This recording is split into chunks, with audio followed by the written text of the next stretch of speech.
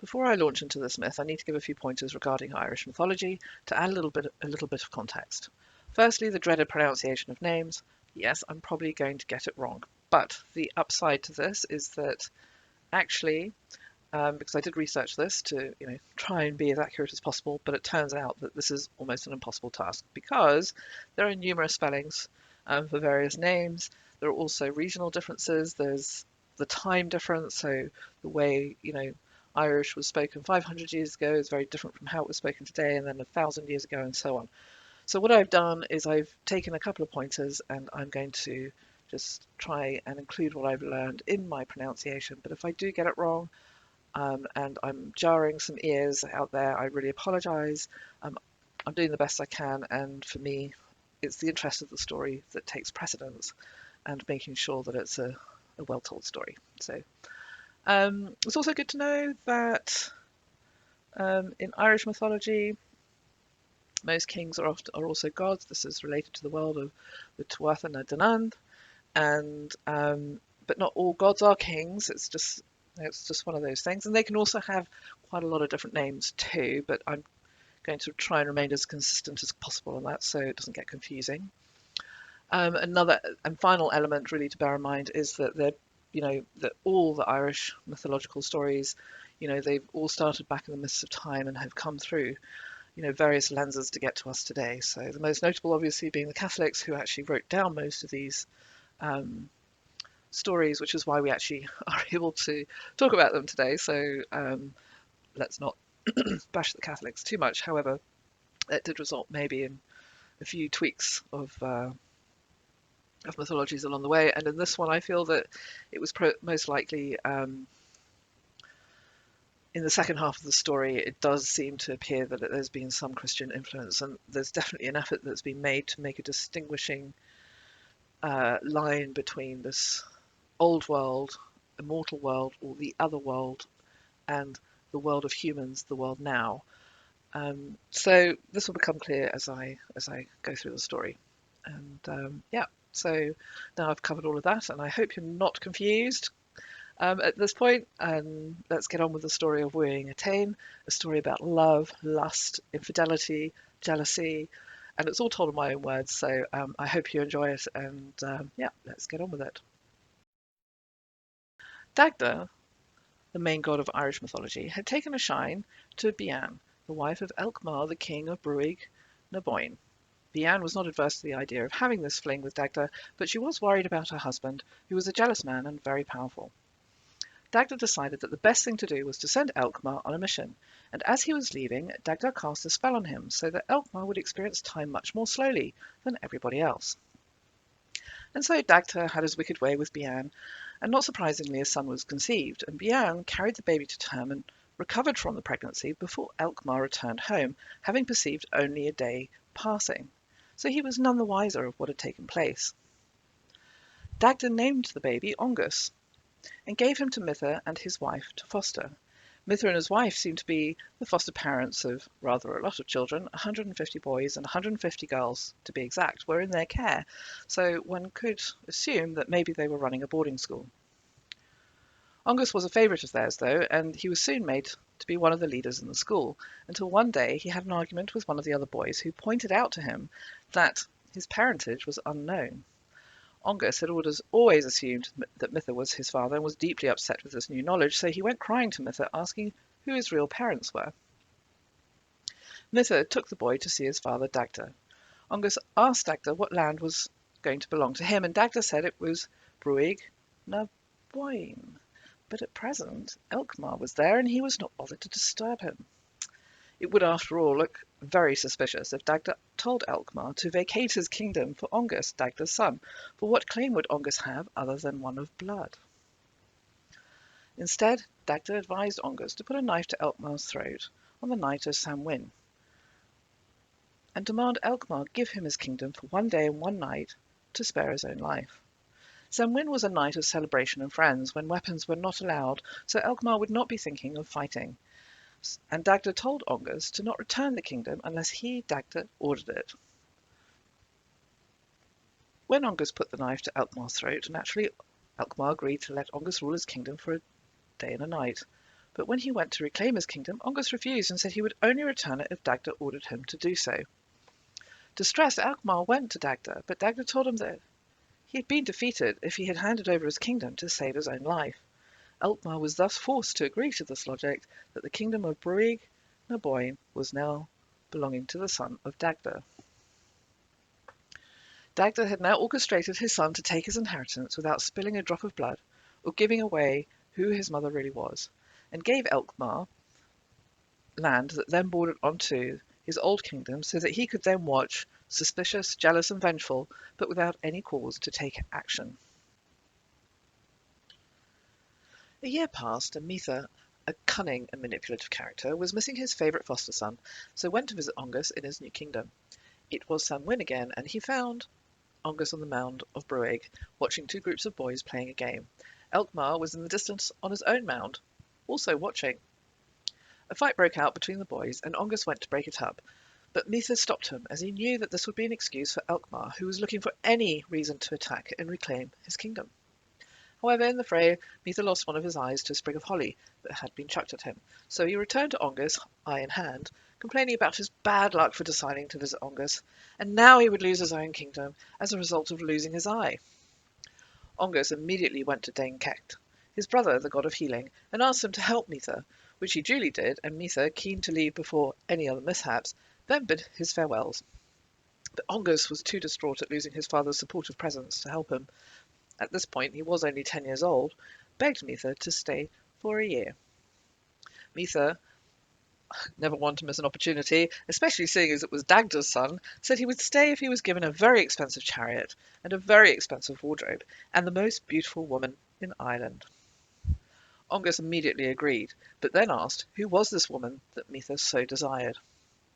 She is the daughter of Elil, her name is Étaín, and she is the fairest and gentlest and most beautiful woman in the whole world, replied Mitha. Ongus went to the house of Elil and asked for his daughter Étaín, but Elil refused, saying there was no profit for him, and if his daughter was dishonoured he would have no recourse due to the nobility of Ongus's family being so much greater than his own. Ongus said not to worry, for I shall buy her from you.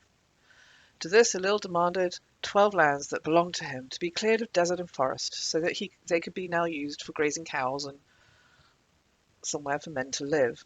And Ongus agreed, but he didn't know how to make this happen, so like any self-respecting kid with a powerful dad, he immediately went to Dagda, and Dagda agreed to help him, and came that night and cleared the forests and the deserts and made the land good for cows and men. Elil then demanded that Ongus divert 12 rivers to the sea, so that the land can be drained into the rivers, and the fish from the sea can be brought to the people on the land. Again, Ongus agreed, but went back to Dagda for help, and again Dagda did as was asked in one night. Finally, Elil demanded Étain's weight in gold and silver, and Ongus, relieved that he could actually do something now, handed it over and took Étaín home with him on the third day. Mitha was very happy, as he now had the most beautiful woman in Ireland, the Ferrari of chariots, and a brand new couture wardrobe, so he stayed for 1 year with his foster son, and when he finally returned home he took Étaín with him. As he was leaving, Ongus gave them warning to watch out for Mitha's wife, Fúanmach, as she was a powerful witch of the Tuatha De Danann, having been raised by one of their very powerful druids. Fúanmach welcomed her husband home with Étaín and gave them a tour of the property and holdings. Mitha, thinking all was well, left Étaín with Fúanmach to continue with the tour. Fúanmach took Étaín into the house and said, "The seat of a good woman you have occupied," and offered her the seat at the centre of the house. As Étaín sat on the seat, Fúanmach struck her with the wand of red rowan, turning Étaín into a pool of water. She then left her husband and went to stay with her foster father, the druid. Fire and air and the seething ground in the house combined to turn the pool of water in the centre of the house into a scarlet fly. This fly was about the size of a man's head, and the sound of its voice and the beating of its wings was sweeter than pipes and harps. His eyes shone like precious gems in the dark, and its colour and fragrance could sate the hunger and quench the thirst of any man. The sprinkling of water drops from its wings could cure any illness or affliction. Mitha recognised this fly was Étaín, and she travelled with him everywhere, so that he did not take another woman as his wife, as he was mesmerised by her beautiful sound and sweet scent. One day Fúanmach visited Mitha, and was accompanied by Lug, Dagda, and Ogma, who were making sure that she stayed safe. Mitha immediately criticised her for leaving, but Fúanmach replied that she had no regrets and would do it again, that she would hound Étaín to the ends of the earth if she wished nothing but evil upon her, whatever form she took. And with that she conjured up a wind that swept Étaín away and plagued her for 7 years, never allowing her to rest for more than a moment on a rock or a tree, until eventually, after 7 years, exhausted, she landed on Angus. Angus became mesmerised by her beautiful sounds and sweet scent, carrying her wherever he went, and keeping her by his bedside at night. But Fúanmach heard of the love and honour that was being bestowed on Étaín by Angus, so she told Mitha, who did not know where Étaín was, to summon him so that she could make peace with them both, whilst she would try to find Étaín for him. When Angus received the invitation, he left the Bruig, and just then Fúanmach unleashed a wind, the same wind as before, that would plague Étaín for another 7 years, not letting her rest until finally, weak and wretched, she arrived on the roof of a house where people were drinking, and fell into a vessel where the wife of Étaín, a famous warrior, then drank, swallowing Étaín. She conceived a baby, and 9 months later the wife of Étaín gave birth to a baby girl, who was Étaín. When Angus arrived at Mitha's house and Fúanmach wasn't there, he knew he'd been tricked. When he returned to his house and saw Étaín was gone, he traced Fúanmach back to the house of the Druid and cut off her head and took her home. About 1,000 years have passed, and Echu became king of all of Ireland, and about a year after he was crowned, he was asking his men to hold a big feast. But they refused, saying that he did not have a queen. So to this Echu sent out messengers throughout Ireland and searched for the most beautiful virgin. Étaín, the daughter of Étaín, was discovered to be this woman, and equal to Echu in his looks, grace, reputation, and breeding. And so Echu took her as his wife, and the feast was held. Echu was one of 3 brothers, and the third one, Elil, fell in love with Étaín as soon as he set eyes on her, but naturally she was already married, and whilst he reproached himself, he could not help but gaze constantly as he was a man in love. He fell ill in his love for her, and he knew he was dying. Echu left to tour the country around this time, and Étaín remained to perform the funeral rites and the digging of the grave, the mourning over the body, and the slaying of his cattle. Every day she visited Elil and spoke to him, and as she did, he started to get better, and she noticed this and asked him why this was. He told her he was dying because of his love for her, and now he saw her every day he was starting to feel better. From that moment on, Étaín wished him to be well and took great care of him, and after 9 days he was well, but he said his healing could not be complete until he had one thing. And she said he could have it on the next day, but not in the house of the king, that he might be shamed. Rather they should meet on the hill. Elil was so excited and nervous he was awake all night, and awake all the next day until the moment he had to leave to meet her, and then he fell asleep. Étaín went to the hill and met a man she thought to be Elil, who made excuses of weakness due to illness. Later then, Étaín saw Elil at home, and he said he was sorry, but he had fallen asleep and had not met her, as agreed. So she told him not to worry about it, and arranged to meet him again.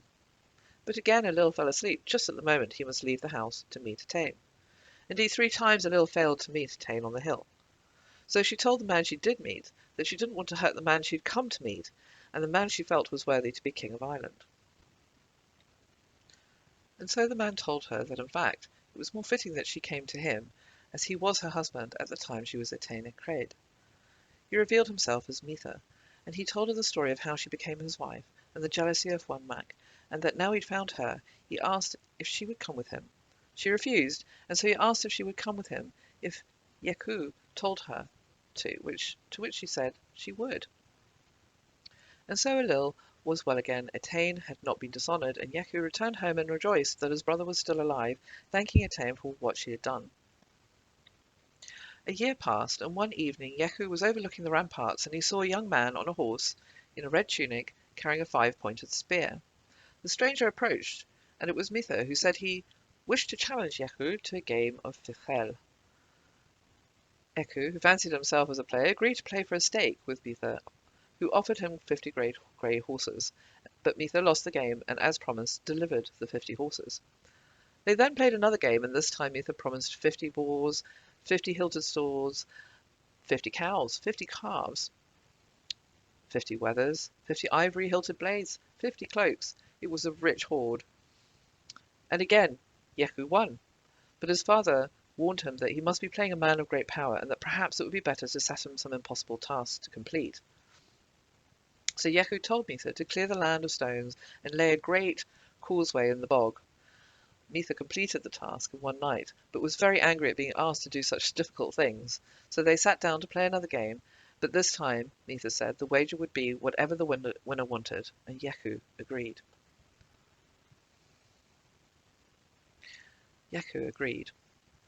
Mitha won the game.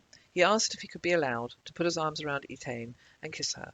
Yechu told him to return a month later and he would have as he wished. Yechu, who suspected he had been hustled, knew Mitha intended to take more than just a kiss, and prepared by encircling his house with every warrior he could find in his kingdom to stop Mitha from leaving with Étaín. 1 month later, the evening Mitha was due, Étaín served drinks to the chieftains and flirted with them to keep them sweet, something she was particularly good at, but when Mitha arrived and demanded his wish, they all fell silent at the sight of him. Yechu nonchalantly agreed to allow Mitha his wish, but Mitha then told Yechu of Étaín agreeing to leave.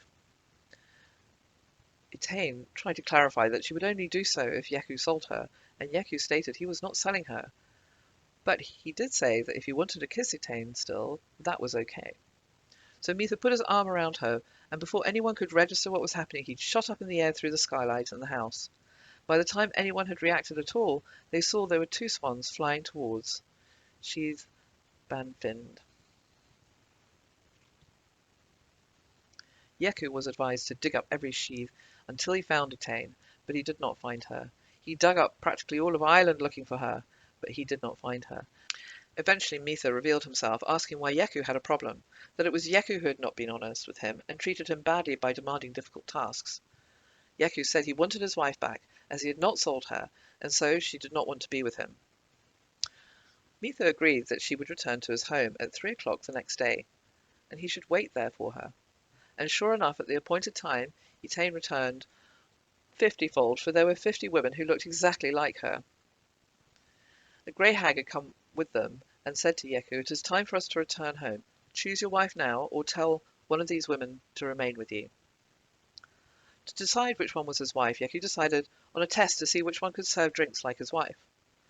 25 were set on one side of the house and 25 on the other, and they came from each side, one after the other, and Yechu could not tell between them which one was his wife.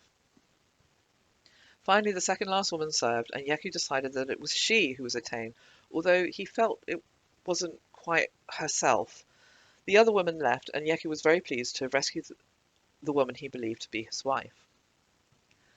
Then one day Mitha came to the house of Yechu and asked if he was content with his choice. Yechu said he was very content, to which Mitha said that was good, because when he took Étaín, she was pregnant with his child. She gave birth to a daughter, and the woman that he had chosen was his daughter. Étaín was still with Mitha, and Mitha pointed out that he had now let her go for a second time. And with that, a very smug Mitha departed. Thank you for listening. Please help my channel to grow to the magic number of 1,000 subscribers by liking and subscribing. The next video is going to be a profile with a little bit of an added twist, so please stay tuned and I'll see you in the next video.